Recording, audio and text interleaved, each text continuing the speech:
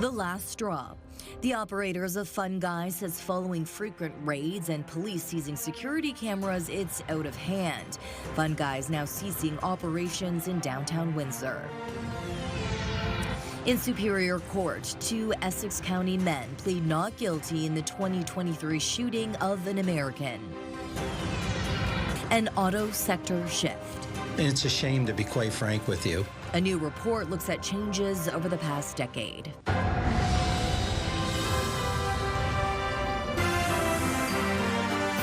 CTV News with Stefanie Masotti.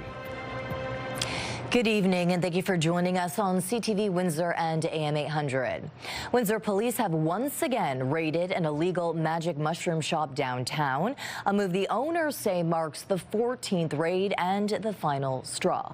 This time, police allege they found not only psychedelics, but crystal meth. CTV's Travis Fortnum has been following this story, and Travis, you spoke with the people behind Fun Guys. That's right, Stephanie, and while none of these allegations have been tested in court, a Fun Guys spokesperson tells CTV News the presence of meth does not fit their brand. He says they're very upset and that this time they're shutting down. After yet another police raid, the operators of an illegal psilocybin dispensary in Windsor say they are finally shutting the doors. A Fun Guy spokesperson identifying himself only as David telling CTV News, "We're very, very upset, terribly upset about this. This is very, very out of hand." Upset, he says, because of what police allege they seized in the most recent raid, which police call the 9th, but Fun Guys says is the 14th since opening in 2023. When they went in on Friday, investigators allege they seized more than 9 grams of crystal meth. Fun Guys has long said it supports the legalization of psilocybin, arguing it should be used responsibly, including by people seeking relief from PTSD and depression, even as research continues. But the presence of methamphetamine, the company says, crosses a line. Fun Guys is all about health and helping people that are in need, the spokesperson says. The last thing that we want is to be selling something that extreme that kills people. Police also say LSD was seized, something David acknowledges Fun Guys does sell, but he claims the meth was brought in by a rogue employee, saying frequent raids have made it difficult to keep reliable staff. He also alleges when police execute search warrants, they seize surveillance equipment, leaving staff unmonitored for weeks at a time. What the cops are doing, David says, they're making us unable to make sure the stores run properly. I mean, they're doing their jobs, we're trying to do our job. I'm sure police are frustrated with the whole thing. CTV public safety analyst Chris Lewis says repeat raids are costly. You just don't go into a place with one officer and a flashlight. You have to have a number of officers to execute a warrant. So it is resource intensive. Fun Guys ownership has told CTV Windsor before that the store would close, but it didn't. This time, David says the alleged meth seizure changes everything. He says Fun Guys altogether have been through 160 to 170 raids across all locations, and not once have ever been anything like that. This is the first time that has happened. Windsor police say the investigation is ongoing. The employee charged has not yet had the allegations tested in court. In the past, Fun Guys has reopened quickly after police raids, but owners say this time the store is staying locked. As you know, Stephanie, they have made that promise before. Yes, we will wait and see on that. Okay, Travis Fortnum with our top story tonight. In other news, the Special Investigations Unit has cleared Windsor police of any wrongdoing in the fatal shooting of a 58-year-old man last September.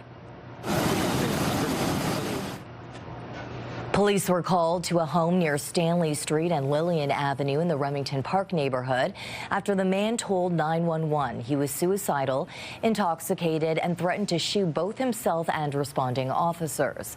A standoff followed, and the SIU said he repeatedly pointing what appeared to be a real handgun at officers. According to the SIU, police tried to negotiate, but when the man came back onto the porch and raised the weapon again, officers opened fire. He was taken to hospital and died 2 days later. The man's gun was determined to be a replica pellet gun, but police believe it was a real firearm at the time. Windsor police have issued a warrant for the arrest of a woman wanted in connection to an assault at a downtown bar.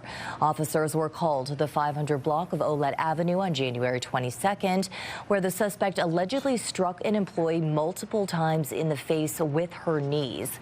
The suspect has been identified as 40-year-old Sarah Wilkinson, who is wanted for assault. Wilkinson is described as a white woman with brown hair and brown eyes.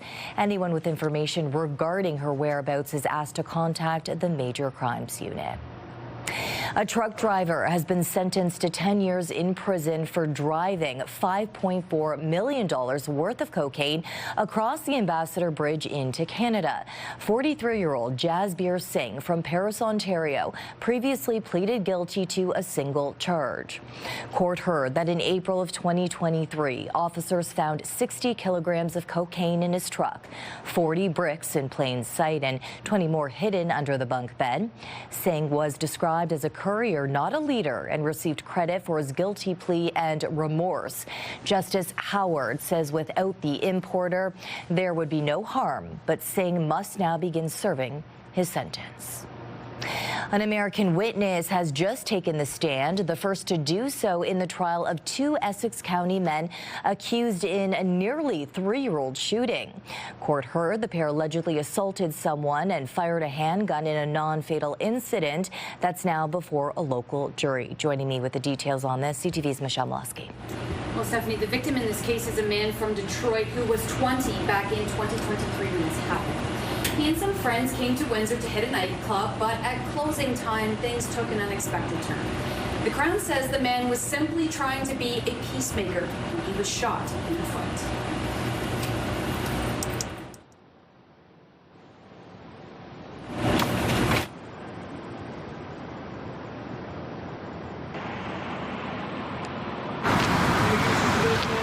On May 13, 2023, Windsor police executed a high-risk takedown of a white limousine at Erie and Olette. They had reason to believe the people in the limo or associated with it were involved in a shooting just up the street.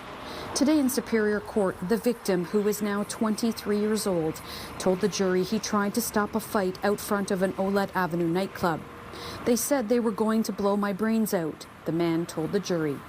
He recalls seeing a green laser coming from the gun before he was struck in the head with the gun, and then he was shot in the foot. The victim testified he was also kicked in the head. The Crown believes the shooter was Ezekiel Thompson, and the man who kicked the victim was Silbert Karen. None of the allegations have been proven in court. Both men have pleaded not guilty to more than half a dozen charges, including weapon offenses and assault. A jury of 9 women and 4 men learned Tuesday, 1 hour before the shooting, a nightclub security guard tried to pat down Karen before letting him in. Karen refused to show what he was hiding in his waistband, so he was told to leave. The Crown says they plan to show various surveillance and eyewitness videos to the jury in the coming days. The jury has been told this trial could take 2 weeks to complete. Now, in that time, the Crown intends to call the accused friends as witnesses, along with civilian bystanders and a security guard working at the club that night. There are also more than a dozen Windsor police officers scheduled to testify at Superior Court. Okay, Michelle, thank you for this. You're welcome. Windsor police officers are challenging red light camera tickets received while responding to emergencies. The Police Association is calling for a fair review process, while city leaders maintain the system is fair and prioritizes public safety. Bob Belichico reports. No one at the police service is looking to go out and be punitive to the officers who are doing their jobs. Mayor Drew Dilkin speaking on AM 800 Tuesday morning, responding to questions about how red light camera tickets are handled when on-duty police officers are caught entering intersections against the red light.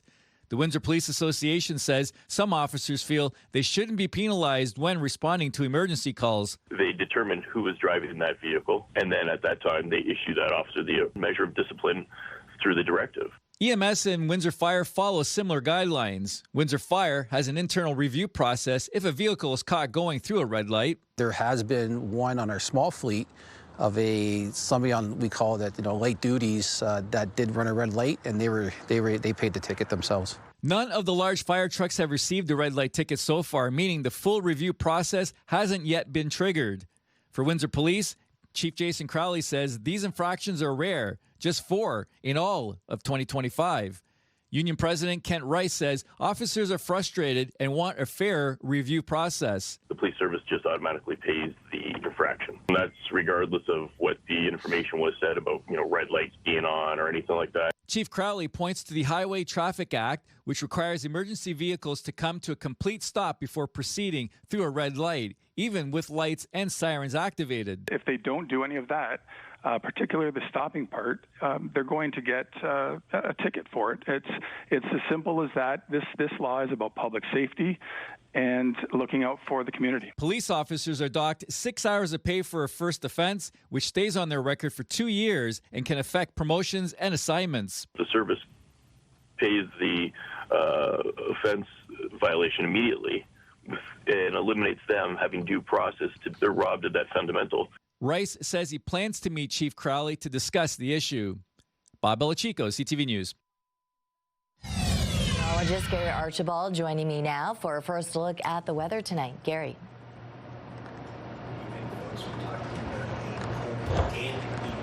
And the worst of the snow, good news, is pushing well to our east. We've seen some lake enhancement across Lake Huron, those streams moving into the Midwestern tier of southern Ontario. Meanwhile, northwesterlies keep things cold tonight into a very chilly morning. I'll talk about fluctuating temperatures over the next 7 days and the potential for some significant snow coming, perhaps towards Friday. And, of course, these wind chill values will continue to be chilly at least through to next week before things start to moderate. It's all coming up in just moments. For now, I'll send it back to you at the desk. Canada's industry minister says the federal government is working to recover millions of dollars in public funding from Stellantis and General Motors. Hundreds of workers at GM in Oshawa are out of work after the third shift was cut. It was the company's second major downsizing in Canada in less than 6 months. In Ottawa, Melanie Jolie says efforts are underway to recoup money from the automaker. I've already said that we would get our money back from Stellantis and also from GM. We're in evaluation mode right now as to how much. Of course, a lot of our support was linked to production, and therefore if there was no production, obviously there was no funding. And so that's what we are focused on, and I'll have more to say on Stellantis in the coming days. And we're also in contact with GM. At this point, when it comes to GM also, back in December, we decided to reduce their emission quotas. Basically, the amount of cars they can bring to Canada without tariffs has been reduced because obviously they've decided to shut down Ingersoll, and now they're going after the third shift in Oshawa. Jolie also says Ottawa will do all it can to support Bombardier and the aeronautical sector. She did not provide details, but says that she has spoken with the company's CEO. It is unclear if Donald Trump will follow through with a threat to slap 50% tariffs on jets made in Canada. The U.S. president has also threatened certification of Bombardier's planes. A new report shows Canada's auto industry looks very different than it did about a decade ago, and Windsor, Essex is right at the center of that shift. Japanese automakers are expanding while U.S.-based plants are increasingly sitting idle. CTV's Sanjay Maru joins us to explain. Sanjay. Yes, Stephanie, this report paints a picture of a Canadian auto industry that's in flux with idle plants and stop-start production hitting workers, including those right here in Windsor, Essex. Vehicle output down sharply, and many are wondering if the federal government's upcoming automotive strategy can bring stability back to a sector that has seen years of uncertainty.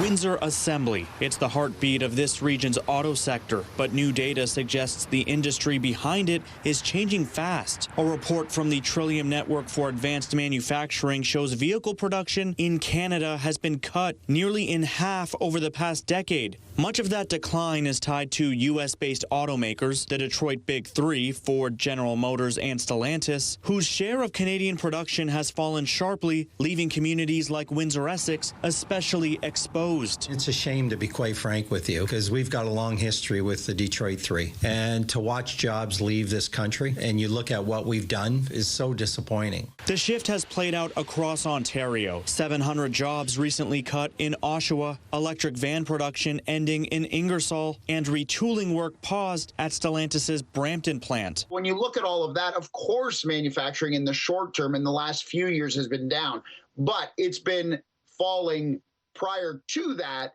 because of the presence of Mexico being a cheaper jurisdiction to do business. So I'm not particularly surprised by the numbers. The report points to idle and underutilized assembly plants as a major drag on productivity, a challenge workers in Windsor know all too well following repeated shutdowns. All it takes is one decision on the other side of the border, and the next thing, we are the Cami plant, or we are the Oshawa plant, or we are the Brampton assembly plant. And I think the government is starting to recognize it, and that's why they've got a policy that they're talking about. Hopefully it's substantial. Industry Minister Melanie Joly has said the Canadian government is putting together a strategy to support the nation's auto workers amid job losses and punishing tariffs from the U.S. Meanwhile, Japan-based automakers Honda and Toyota have kept production steady in Canada and now build more vehicles here than U.S.-based automakers combined, a shift the report calls the most significant cultural change in decades. Honda vehicles sell really well on both sides of the border, so they need a lot of them, and they're churning them out.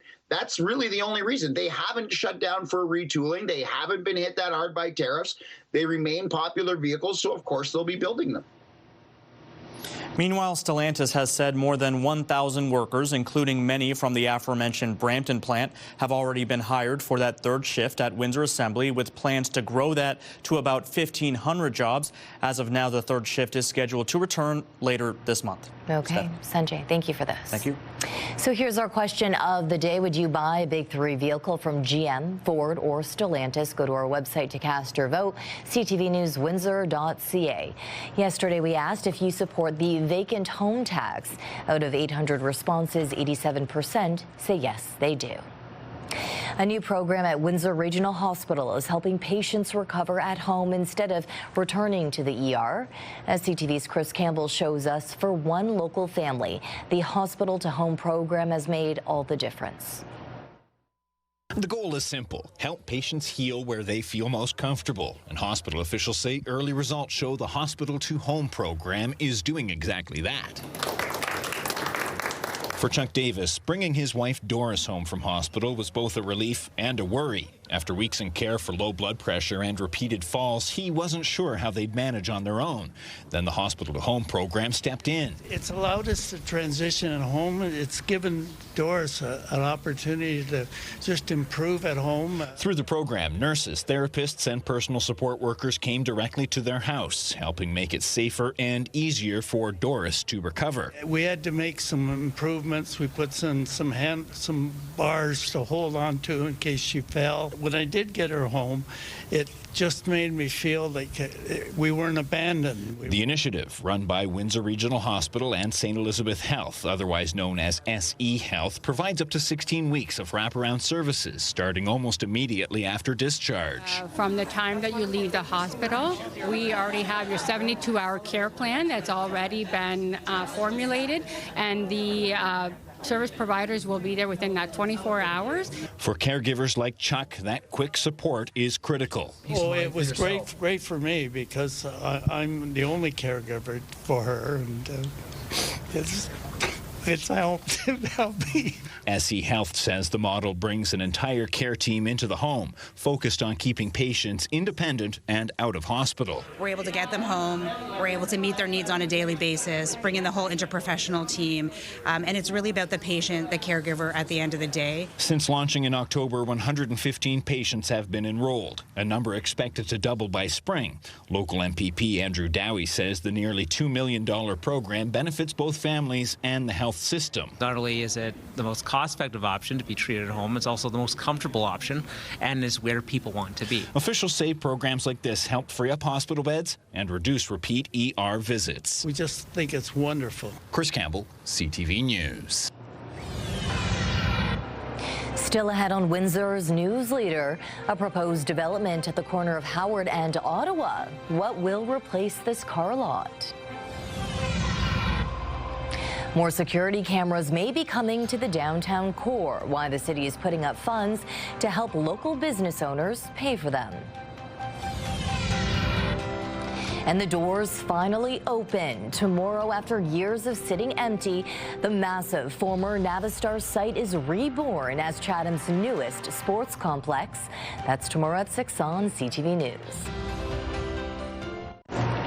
Canadians are heartbroken for a small town in Alberta, a tight-knit community mourning the loss of 3 young hockey players.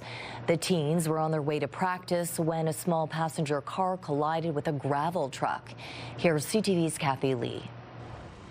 The population of Stavely is just over 500 people. It's one of those small southern Alberta towns where everybody knows everybody, and the deaths of these 3 young players has really hit this community hard.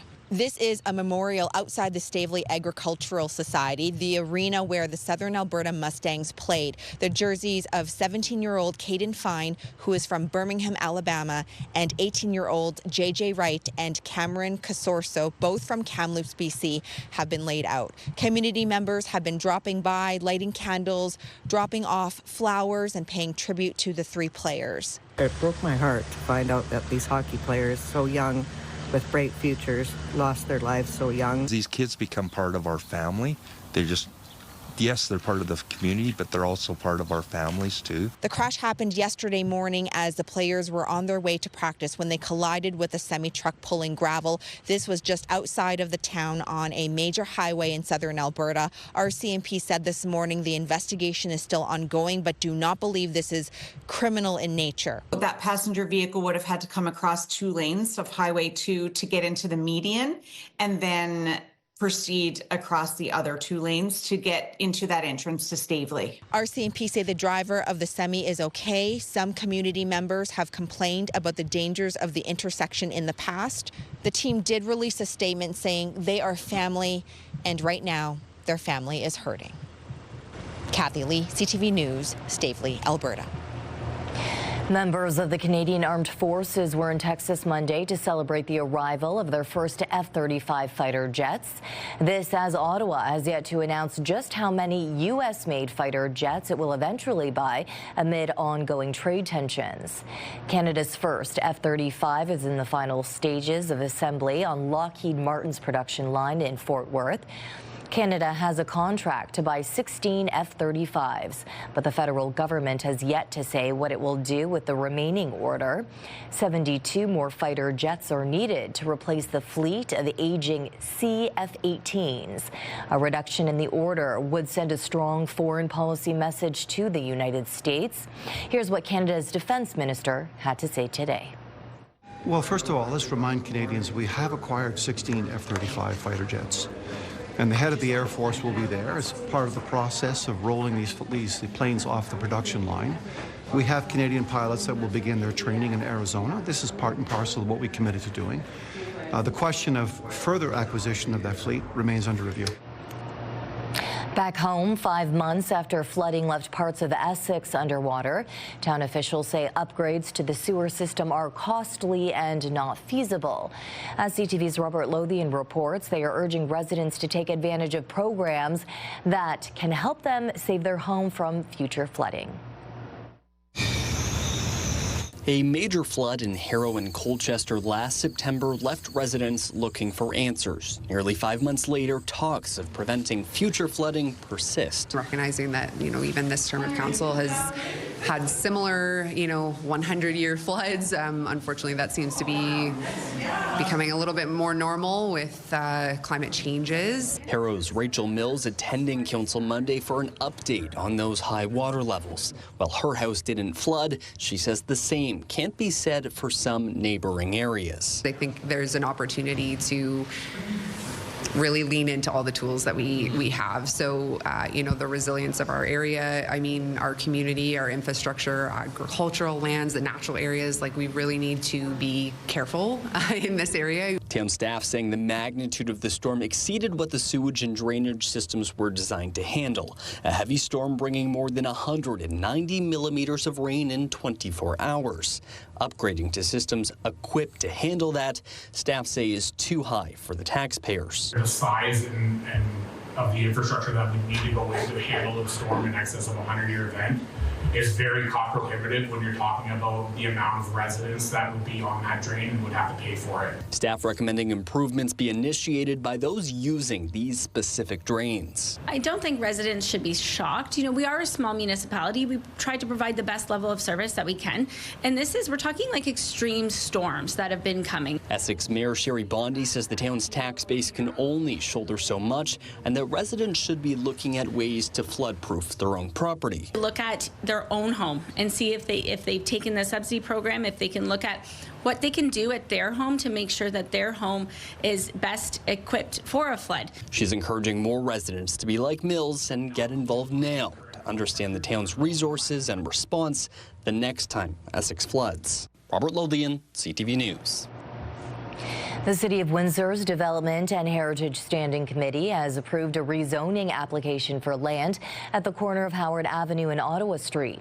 A developer is proposing a 4-story apartment building with 25 residential units and 25 parking spaces. Now, because of the lot's irregular shape, the project includes reduced setback requirements.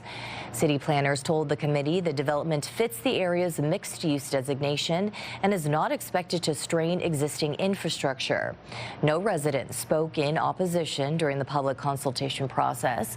The proposal now heads to City Council for final approval. And City Council will be asked on Monday to approve the installation of up to 90 commercial-grade security cameras to boost safety downtown. Administration is recommending awarding Security One Alarm Systems the contract to install and monitor the cameras as part of Project Greenlight. The project has a budget cap of $450,000. It builds on a pilot launched in 2023 and includes real-time monitoring, two-way audio, and visible green beacons. Approved businesses could receive up to $5,000 per location, with funding coming from the city's downtown revitalization budget.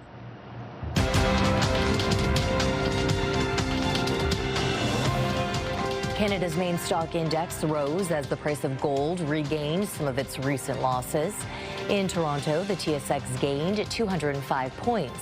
In New York, the Dow fell 167. The Nasdaq lost 337. The Canadian dollar added 0.13 of a cent. On commodity markets, gold is up $282 an ounce. Oil gained 107 a barrel. A new study warns junk food is engineered to hook you. Coming up, why some experts say it should be regulated like cigarettes. Let's look at our CTV News weather snapshot. Thanks to Sherry Verda for this beautiful sunrise image. Will we see some sunshine through the midweek?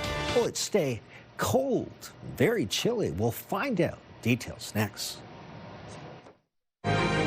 Discussion here at Windsor City Hall. Windsor's top stories. A major project is about to get underway. Breaking news alerts. Severe weather is a possibility. And watch live. Good evening, and thank you for joining us. Download the CTV News app.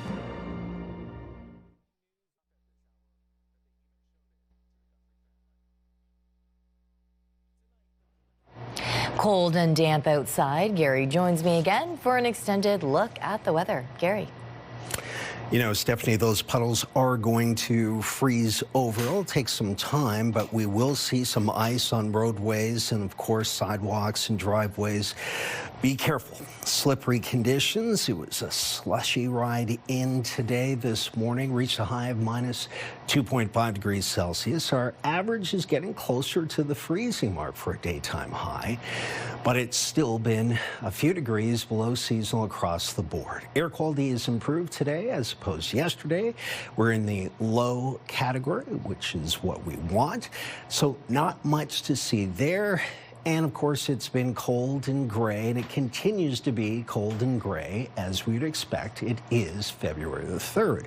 However, -3 is much more civilized than -13, and we experienced that in Windsor over the last 2.5 weeks. -5 in Chatham-Kent feels like about -9 under cloudy conditions. Wind chill factor at the airport in Windsor is -8. Coldest air on this map of North America showing that well, much of Canada's in the blue or lighter shades of, indicating temperatures at 0 degrees Celsius or colder. And we are still in that cold air, but the worst of the snow is pushing east into places like upstate New York and New England, parts of eastern Ontario and southern Quebec. There's still some lake and hand snow coming off Lake Huron. Perfect setup with the northwesterlies. Meanwhile, cloudy conditions, partly cloudy, giving way to a clearing for tomorrow, and then Thursday, Friday, increase in cloudiness Thursday night into Friday morning. Snow's on the way. And speaking of snow, we've been in the flurries the last 48 to 72 hours, and a light dusting. That's been the story yesterday, last night, and this morning. There's a chance of a dusting through to 8 o'clock before clouds start to part ways, and will be partly cloudy from about 10 through to midnight and beyond. At midnight, minus 13 feels like a chilly minus 18. Take a look at our 7-day forecast, courtesy of Enercare Siles. Fair day tomorrow, but cold, minus 6. The morning wind chill at 7 a.m. could be about minus 18. Cloudy, and then flurries Thursday into Friday, minus 5, minus 2. And then Saturday, Sunday, Monday, Tuesday, minus 8, minus 3, minus 1, minus 3. Temperatures rebounding to some degree. Let's look at your weather.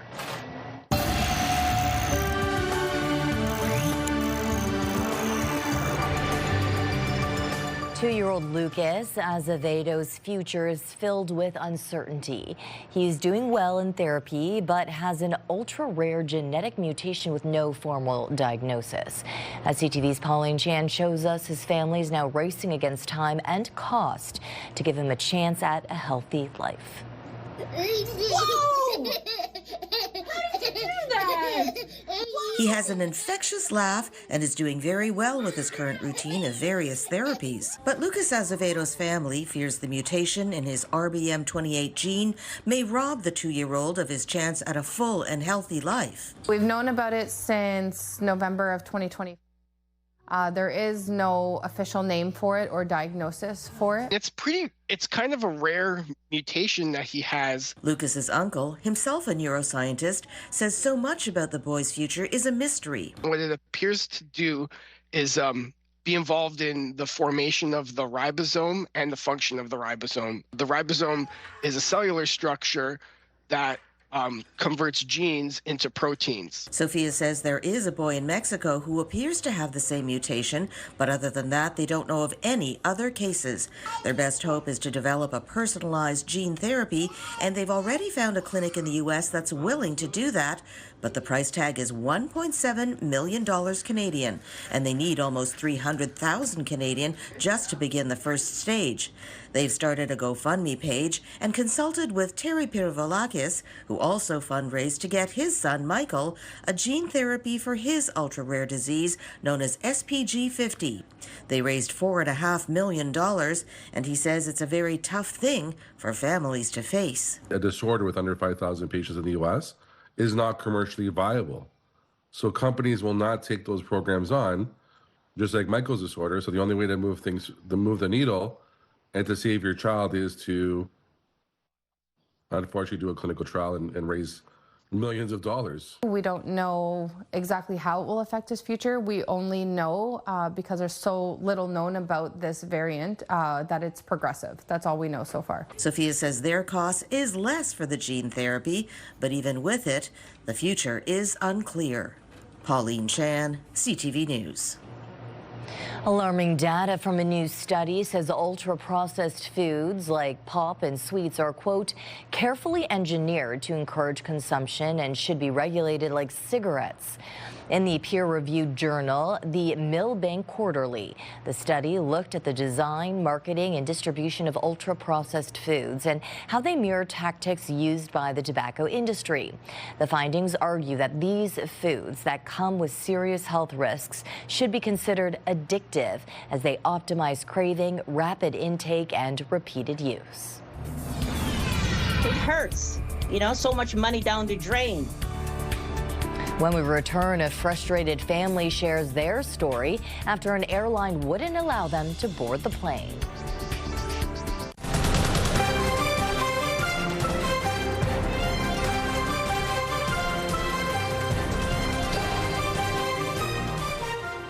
A warning for anyone planning a trip with grandchildren or nieces and nephews. You need more than just their passports or might not be allowed on the plane. As Pat Thorne reports, that oversight ended up costing an Ontario family an expensive trip.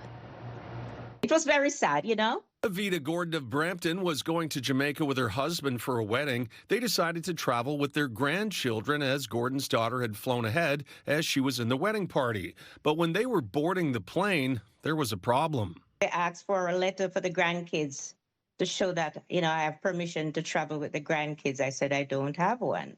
Gordon was told without documents showing the children were allowed to fly with her, they could not board the flight. All four of them ended up not getting on the plane. I wanted to give the grandchildren a trip with myself, you know, and I didn't get on the flight. It hurts, you know, so much money down the drain.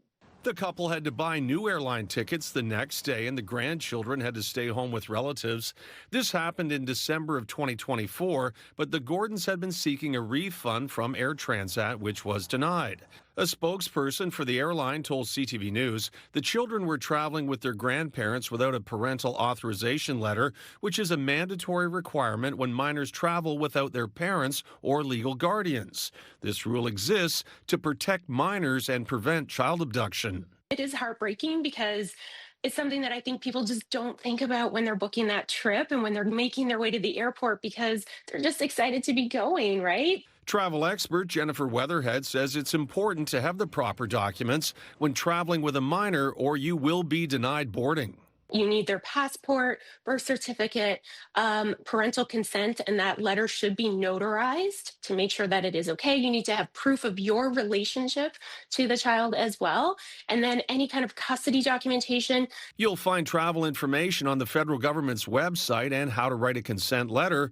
Gordon wanted to warn other grandparents what happened to them. If anybody's traveling with young kids, I advise them, make sure you get a letter of permission to take the grandchildren or whoever you're taking with you. Pat Foran, CTV News. A financial boost for dozens of community organizations today after Circle of Seven handed out $84,000.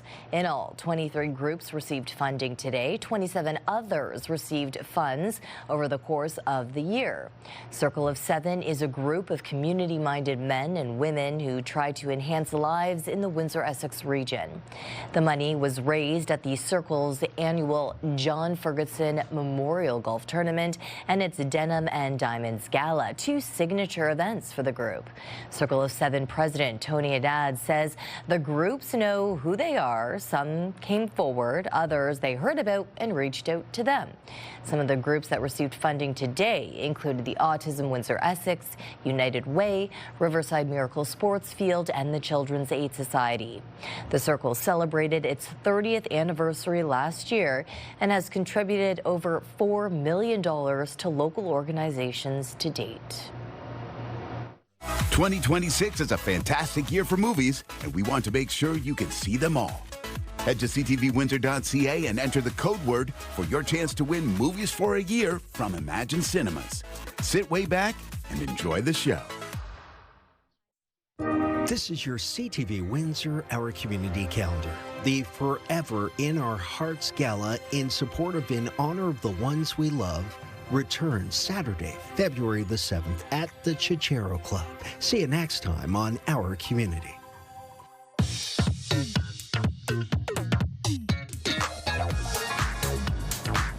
It's time to check in on what's happening now with Melanie Kettner. And Melanie, you have more on the Hospital to Home program.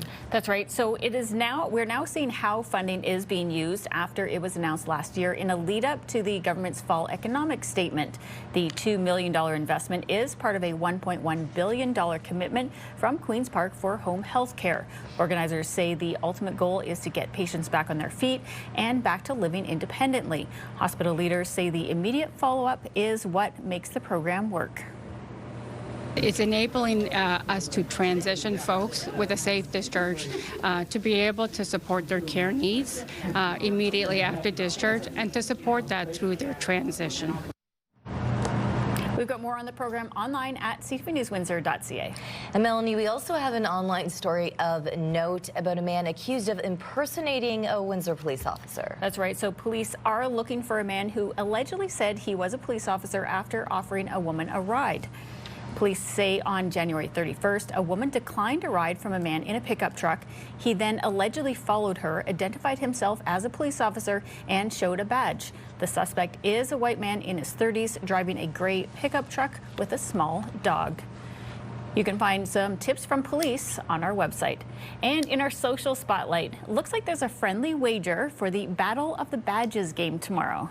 The winner gets not only bragging rights, but the loser's going to wash either the cruisers or the fire trucks for the day. You know how dirty the cars and trucks get this time of year, and we need some nice, clean vehicles. So Windsor Police Chief Jason Crowley is challenging Fire Chief Jamie Waffle, who has accepted, ahead of the charity hockey game. He says police are ready, fired up, and need some cruisers cleaned. All proceeds of the game support local cancer research, so a fun way to promote a great cause, Stefanie. And who do you think is going to win the game? Okay, I know a lot of the firefighters, obviously. A lot of them are great players, so of course, I'm going to go with them. I'm going to go with police. I don't know. They have a strong team, too. Well, I think the image of having police officers cleaning the fire trucks is going to be hilarious. So if that does happen, we will have our CTV camera crew there. Yes, going to be a great follow-up.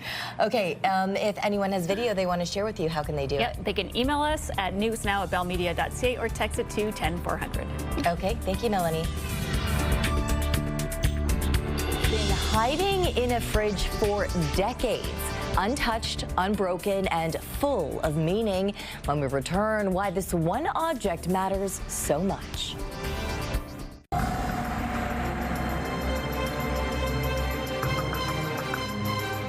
Hey, I know that place. Still cold out there, Gary.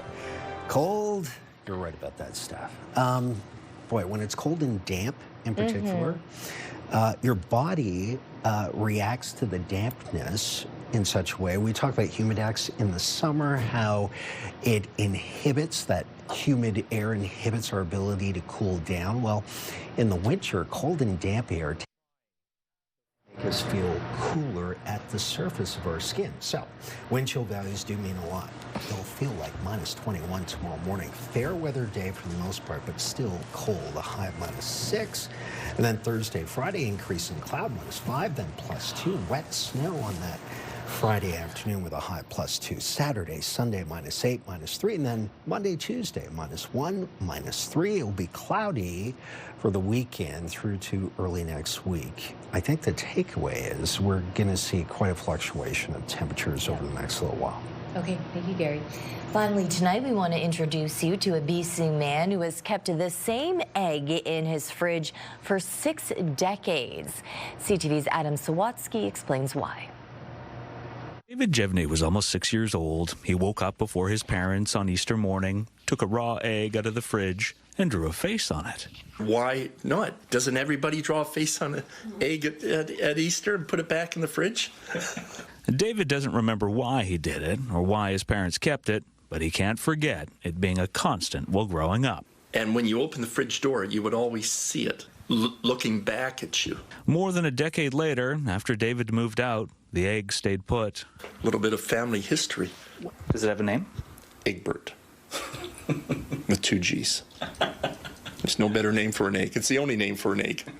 Egbert remained in his parents' fridge, uncracked and uncooked, for 50 years, until they passed away and David packed it up to move in with him and his wife, Lise. The reaction was probably, oh my goodness, okay, well, do we have to take it to the next house we're moving to?